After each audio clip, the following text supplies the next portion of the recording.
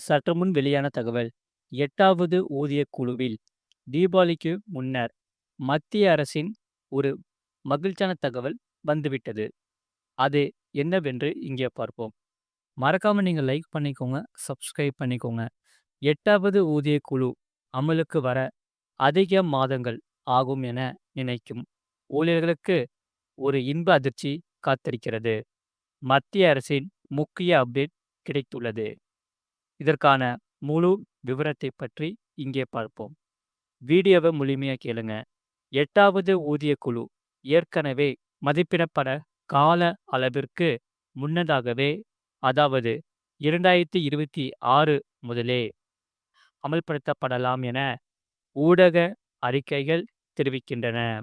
முன்னதாக அதன் அமலாக்கம் 2027 வரை ஒத்திவைக்கப்படலாம் என்று நம்பப்பட்டது. அந்த வகையில் மத்திய அரசு ஊழியர்கள் மற்றும் ஓய்வூதியதாரர்களுக்கான நீண்ட கால காத்திருப்பு இப்போது முடிவுக்கு வருகிறது. 8வது ஊதியக் குழு விரைவில் அறிவிக்கப்படலாம் என்று அரசாங்கம் சுட்டிக்காட்டியுள்ளது. இது நடந்தால் நாடு முழுவதும் சுமார் 50 லட்சம் மத்திய ஊழியர்களும் சுமார் 65 லட்சம் ஓய்வூதியதாரர்களும் இதன் மூலம் நேரடியாக பயனடைவார்கள். இந்த 8வது ஊதியக் குழுவில் 2026 முதல் அமல்படுத்தப்படலாம் என ஊடக அறிக்கைகள் தெரிவிக்கின்றன. இதனால் அதன் அமலாக்கம் 2027 வரை ஒத்திவைக்கப்படலாம் என்று நம்பப்பட்டது. ஆனால் இப்போது அது விரைவில் அமல்படுத்தப்படும் என்று கூறப்படுகிறது என்று தெரிகிறது. இன்னும் 10 நாட்களில் விரைவான இதற்கான பணிகளை முடிப்பதற்கான திட்டம் தீட்டப்பட்டு வருவதாக கூறப்படுகிறது. சமீபத்தில் அரசு ஊழியர் தேசிய கூட்டமைப்பின் ஜென்ஸ் பிரதிநிதிகள் மத்திய அமைச்சர் ஜிதேந்திர சிங்கை சந்தித்தனர். இந்த விவகாரம் குறித்து மாநில அரசுகளுடன் பேச்சுவார்த்தைகள் நடந்து வருவதாகவும், விரைவில் உறுதியான நடவடிக்கைகள் எடுக்கப்படும் என்று அமைச்சர் உறுதியளித்தார். அந்த வகையில் ஊழியர்களின் மிகப்பெரிய எதிர்பார்ப்பு குறைந்தபட்ச அடிப்படை ஊதியத்தில் ஏற்படவுள்ள அதிகரிப்பு மீது உள்ளது. ஊதிய உயர்வு பிட்மேக் பாக்டரை பொறுத்தது. 8வது ஊதியக் குழுவில் இந்த பிட்மேக் பாக்டர் 1.92 முதல் 3.0க்குள் நிர்ணயிக்கப்படும் என கூறப்படுகிறது. ஆகையால் தோராயமாக அடிப்படை ஊதியம் பொறுத்தவரை ரூபாய் 18,000 இலிருந்து 26,000ஆக அதிகரிக்கப்படலாம்.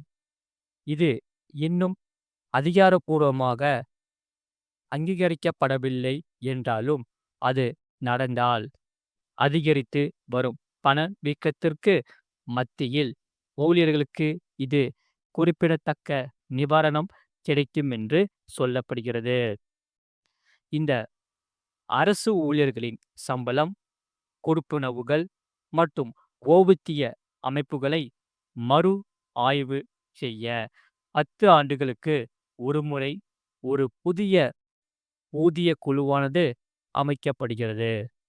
அந்த வகையில் இந்த மரபை பின்பற்றி 8வது ஊதிய குழுவும் உருவாக்கப்படும் என்று சொல்லப்படுகிறது. இது வருமானத்திற்காக அரசாங்கத்தை நம்பியிருக்கும் கோடிக்கணக்கான குடும்பங்கள் மீது நேர்மறையான தாக்கத்தை ஏற்படுத்தும் என்று சொல்லப்படுகிறது. ஆகையால் மேலே குறிப்பிட்ட போல இந்த பிட்மேக் பாக்டர் 1.92 முதல் 3க்குள் இருந்தால் குறைந்தபட்சம் சம்பளமாக ரூபாய் 18,000 வாங்கும் ஊழியர்களுக்கு சம்பள உயர்வு எவ்வளவு இருக்கும்? 1.92 பிட்மேக் பாக்டர் ரூபாய் 34,560. இதில் 2.8 பிட்மேக் பாக்டர் 37,000 440. இதில் 2.28. அதே பிக்ஸ்மேக் பாக்டர் ரூபாய் 41,040. இதில் 2.57. பிக்ஸ்மேக் பாக்டர் ரூபாய் 46,260. இதில் 2.86. பிக்ஸ்மேக் பாக்டர் 51,480. இதில் 3. பிக்ஸ்மேக் பாக்டர் ரூபாய் 54,000. பிக்ஸ்மேக் பாக்டர் 1.92 முதல் 3க்குள் இருந்தால் அடிப்படை ஊதியம் ரூபாய் 30,000 வாங்கும் ஓய்வூதியதாரர்களின் ஓய்வூதிய உயர்வு எவ்வளவு இருக்கும்? 1.92 பிக்ஸ்மேக் பாக்டர் 57,600. 2.8 பிக்ஸ்மேக் பாக்டர் ரூபாய் 62,400. இதில் 2.28. இதே பிக்ஸ்மேக் பாக்டர் ரூபாய் 68,400. 2.57. பிக்ஸ்மேக் பாக்டர் ரூபாய் 77,100. 2.86. பிக்ஸ்மேக் பாக்டர் ரூபாய் 85,800. 3. அதே பிக்ஸ்மேக் பாக்டர் ரூபாய் 900.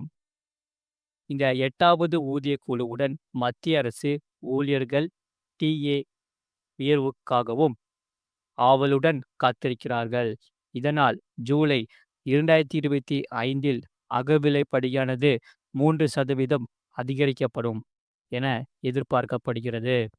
இது மூலம் தற்போது 55% உள்ள அகவிலைப்படியானது 58% அதிகரிக்கும் என்று சொல்லப்படுகிறது. ஆகையால் இந்த 8வது ஊதிய குழு விரைவாக அமலுக்கு வரும் என்பது மிகப்பெரிய அப்டேட்டாக வந்துள்ளது. மேலும் தீபாவளிக்கும் முன்னதாக மத்திய அரசு ஊழியர்கள் மற்றும் ஓய்வூதியதாரர்களுக்கு பல பரிசுகள் காத்திருப்பதாகவும் கூறப்படுகிறது. ஆகையால் பொறுப்பு துறப்பு இந்த பதிவு தகவல் நோக்கங்களுக்காக மட்டுமே எழுதப்பட்டுள்ளது. இதன் மூலம் 8வது ஊதிய குழுவின் கீழ் கிடைக்கக்கூடிய ஊதிய உயர்வு அல்லது ஓய்வூதிய உயர்வுக்கு எந்தவித உத்தரவாதமும் அளிக்கப்படவில்லை. சமீபத்திய மற்றும் துல்லியமான தகவலுக்கு அதிகாரப்பூர்வ அரசாங்க தகவல்களை அணுக பரிந்துரைக்கப்படுகிறது. மறக்காம நீங்கள் லைக் பண்ணிக்கோங்க, சப்ஸ்கிரைப் பண்ணிக்கோங்க.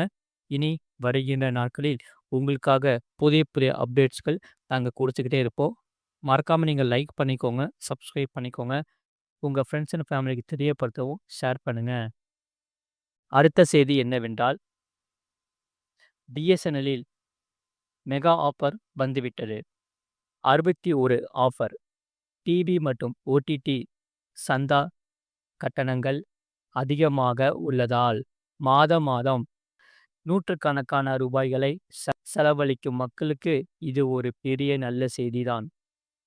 இனி அவ்வளவு செலவழிக்க தேவையில்லை.